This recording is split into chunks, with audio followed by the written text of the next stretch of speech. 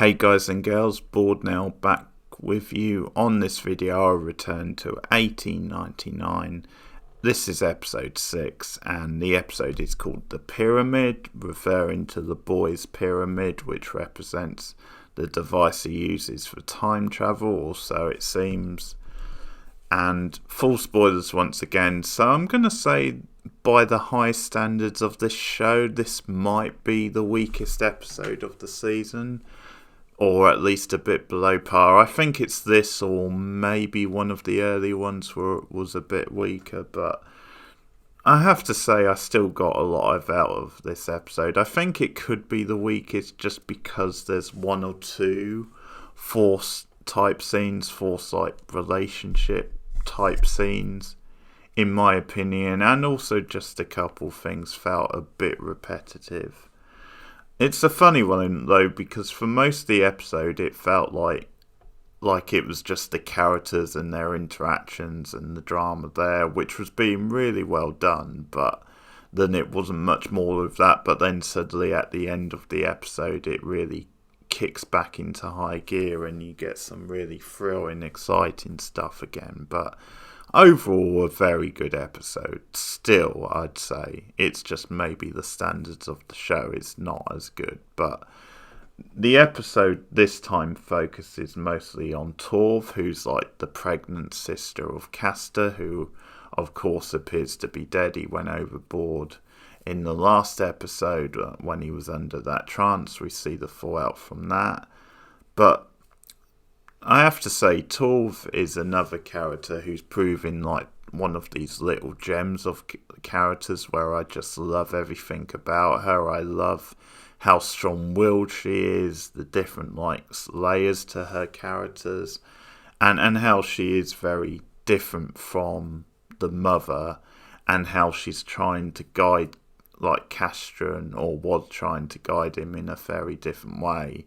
So we obviously found out a certain secret, or found out that she killed somebody in the past in a previous episode, and she said to Castron, you know why I had to do that. I had to do that for our family, and that's why we had to move away.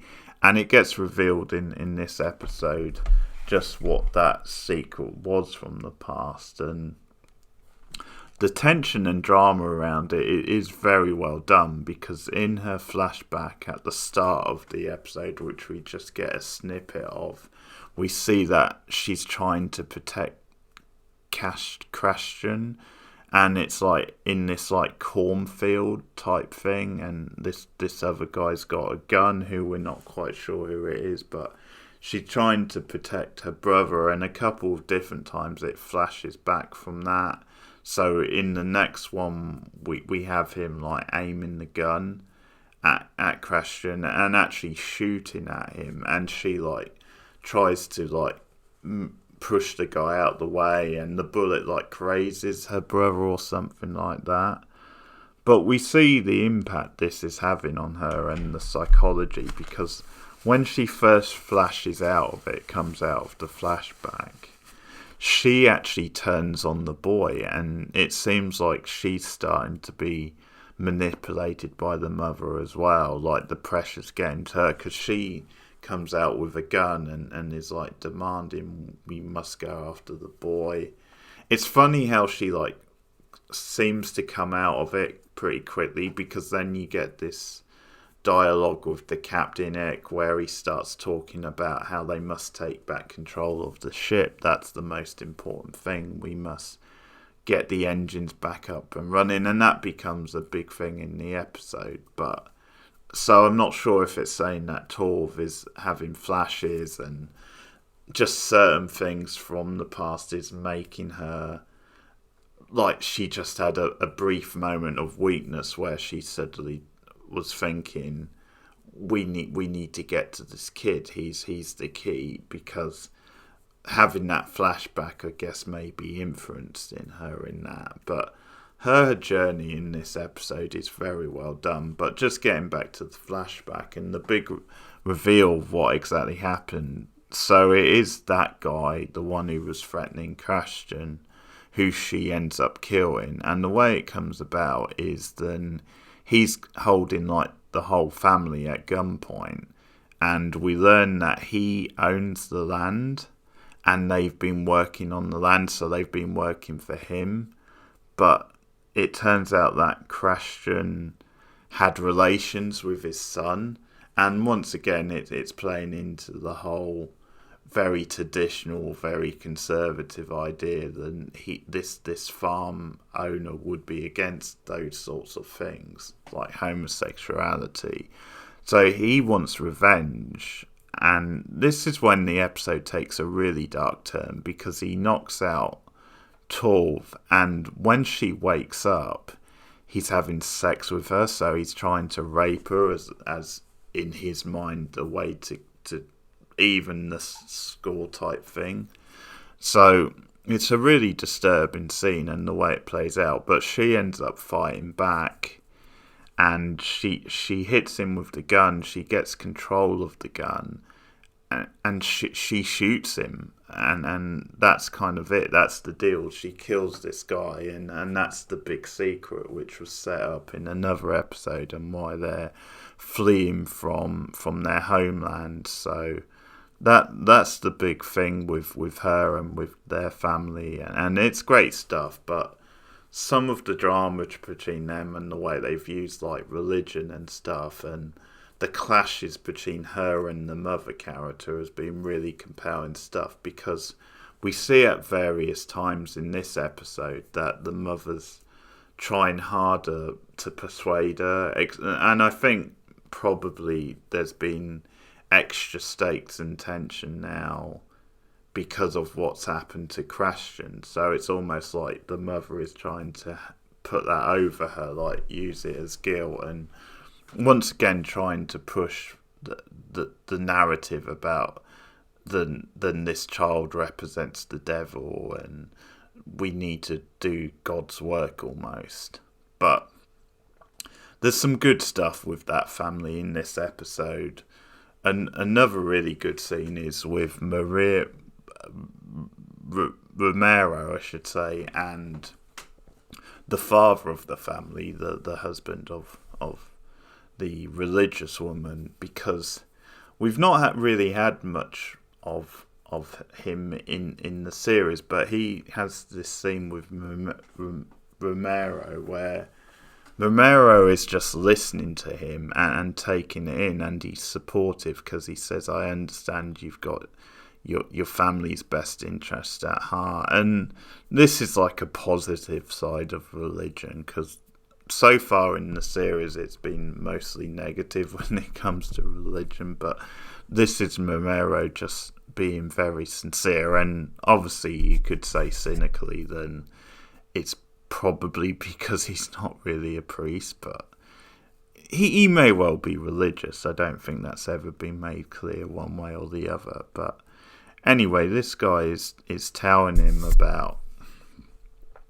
these voices coming to his wife, and that they came to her because of almost like a tragedy in the past, and they've been controlling her ever since, or she's been listening to it. And she was just convinced that it was God, and that's been controlling her path ever since. And he tells Romero that he's never heard these voices, and at this point he just thinks they're all lies and that they're just in her head and it's not really God. And I just like this scene because I like the context of this guy talking about his wife and her belief in religion, and telling it to someone who, at least, you know, as far as he knows, is a religious person, is a priest. So I really like the context of that scene. I also like it because it's more good, like mythology type building. I really like the idea of this voice in her head dating back years, and it's actually been controlling her even before she got on the ship. And just, it's once again like building like ideas that there could be like a godlike figure controlling everyone on this ship, and that's what we see really with Marina's father and him as like the owner of this institute and the guy behind this whole thing, the guy who owns these ships and using them as experiments. So it's almost like he is like the godlike presence in the show now, which may be a bit on the nose, but I kind of like the way they do it, and I like this idea, and I also like then you may never learn one way or the other. Like, for example, with the mother of the family, you might never learn if she's hearing God's voice, or if the voice she is hearing is like motivating her to act the way she is. I like that they probably will leave some of it a bit ambiguous, but as I said, a lot of good drama with this family, because there's a nice scene with Torv and with Clemens. They start to bond, and Clemens said she really respects Torv because she's very independent and she doesn't seem to want to live the traditional normal woman's life where you have to settle down, have a family, that kind of stuff. And they really do bond, but I do like the feminist type statement from Clemens at one point, because she has this witty line about how she's pretty sure dresses and high heels were created by men to stop women from running away, which is a very funny scene, and I'm sure it's something which has been idealized about by like feminists and what have you. But she actually rips off, she takes off her dress and she puts trousers on, and it's sort of a funny like end to the scene because she looks really uncomfortable in the trousers, just because she's not used to wearing trousers, and I think they're meant to be like men's trousers, so they don't quite fit her. But anyway, it's a good little statement, and it fits what they're going for. But Torv and Clemens have some good stuff in this episode, because when Torv passes out during one of like the flashback moments, like Clemens is there and supporting her, so I like their stuff, and it once again adds stuff with Torv and with the whole religious thing. So another interesting thing the episode does is it pairs off all these different characters, because the captain has this plan to like find the engine room or to like fix the engine, but he just assigns everyone like different roles.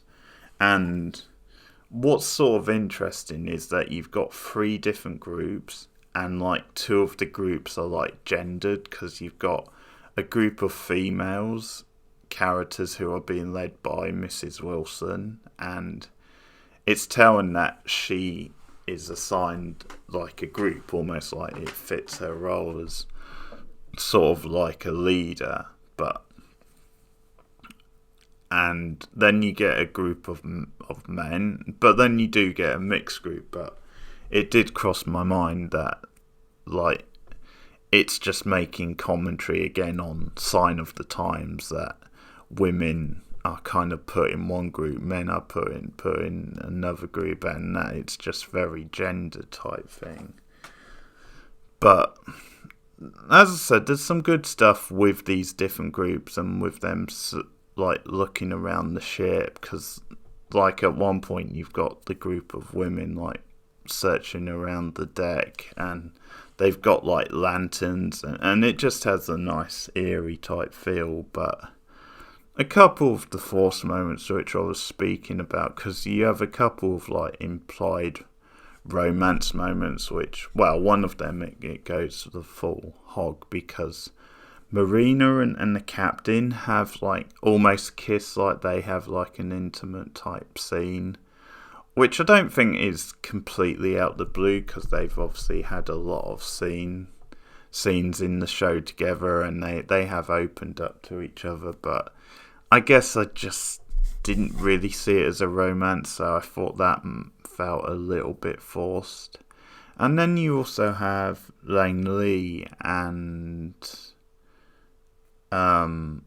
Oleg, who of course we've seen have had a little bit of a bond, and he looked out for her from when she came aboard the ship. But we haven't had that many scenes with them, and they're working together in this episode. They're working, like, it's either him, I think he helps her break up some wood at some point, which they're going to use for something.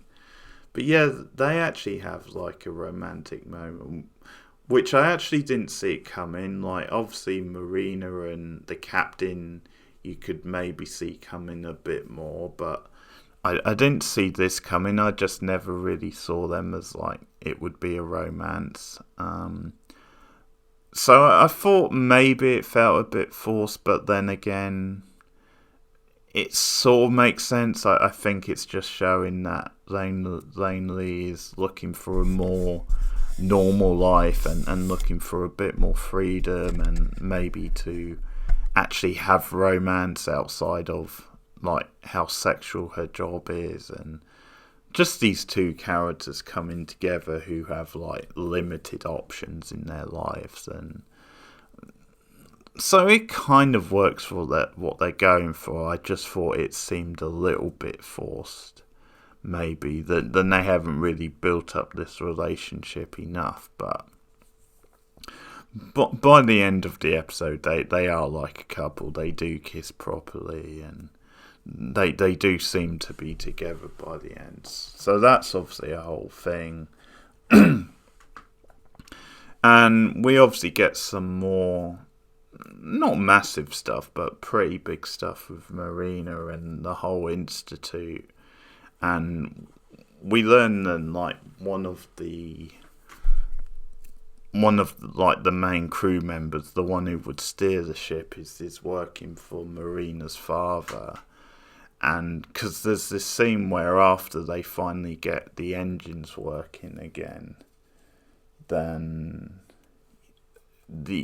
no one's steering, and you've got, because you have a bit with Marina and like the father of that family, of Tool's family, and they're both wondering who's going to steer the ship, and you have like, he's actually looking in books, which is random. I don't know if he thinks there's books on how to steer ships, but and then they just notice this cryptic sort of word, like sentence, something to do with coffee, just written over and over again in the book.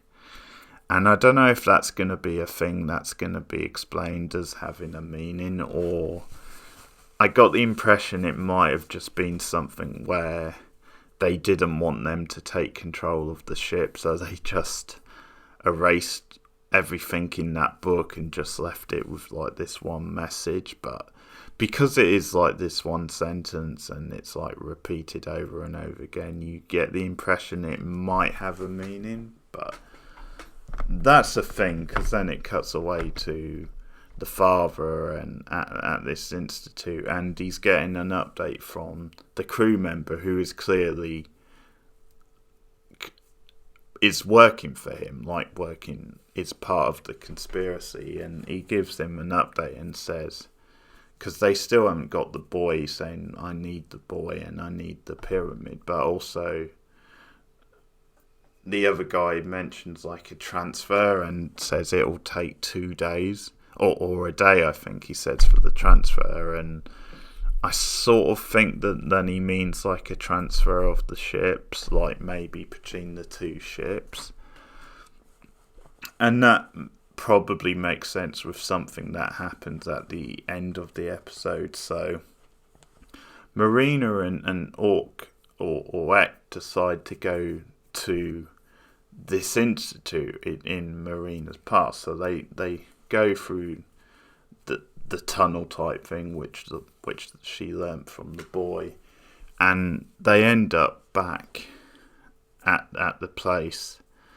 and it's obviously been revealed that Ek was the captain of that ship, of the Prometheus, and Marina has revealed about her past and about who the father is. So they go to this place because she says this is his institute, he runs it, and that it's in like the family name, and there's not that much more revealed, but just a little bit about how they actually started it because the father wanted to understand more about the human minds and about the way children process things based on him having problems with his own children, that kind of thing.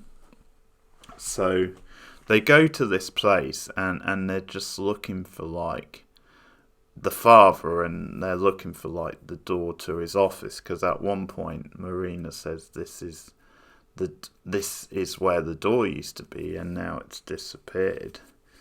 And this stuff is all really well done, because they're looking around this place, and at various times it cuts back to the father. But anyway, Daniel follows them to this place, and at one point they catch him, and I like how they've planted the seeds of them maybe not trusting Daniel too much, or reasons why they wouldn't.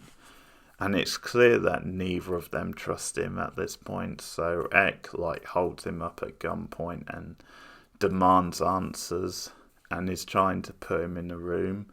But Daniel like is able to get control of his device that shifts through time, and he actually gets Ek out the way, because he like transfers him back to his like past, his memory back in outside his house in the past.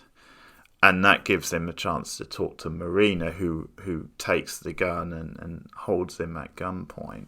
But before she like locks him away in a room, Daniel tries to convince her. Then he says, "I'm your husband, who you married 12 years ago," and she doesn't believe him. There's this whole thing with her in this episode where her and X start talking about the idea that this could all be in her head, but she doesn't want to believe that, because Daniel says to her, you know this is all in your head, right? And she says, "No, you're lying, this isn't true," and she forces him into the room.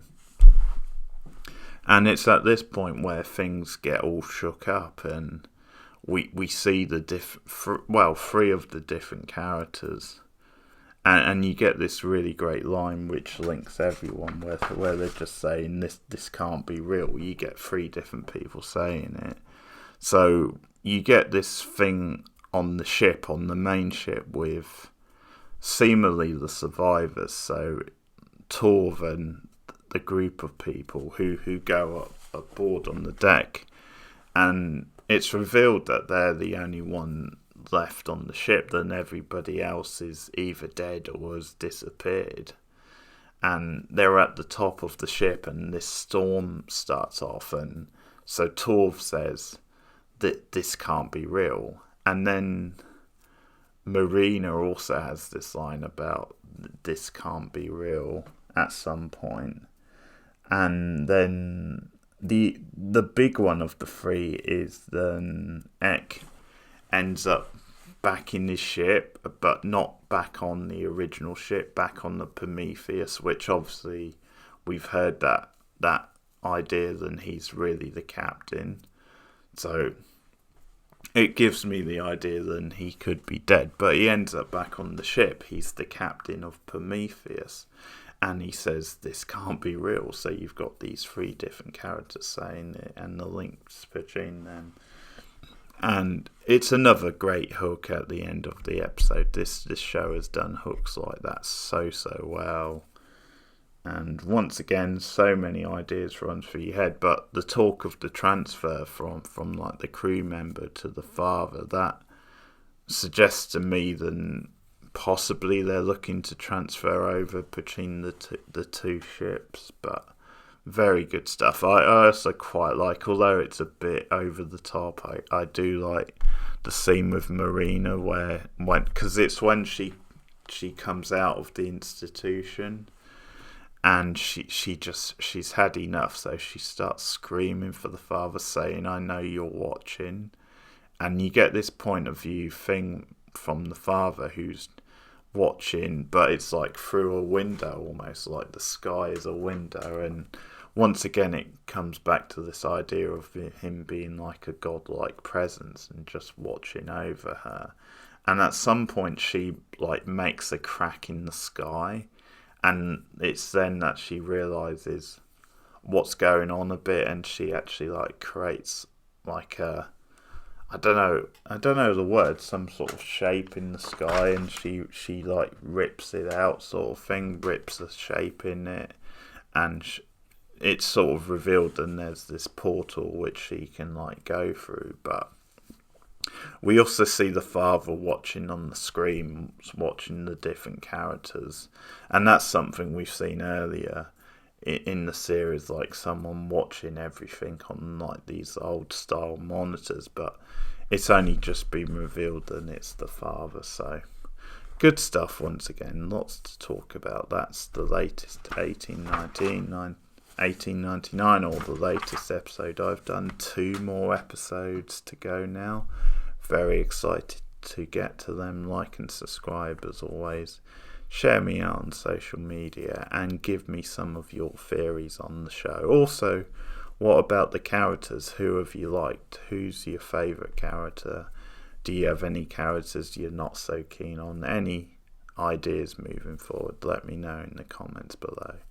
And I'll be back soon. See you guys later.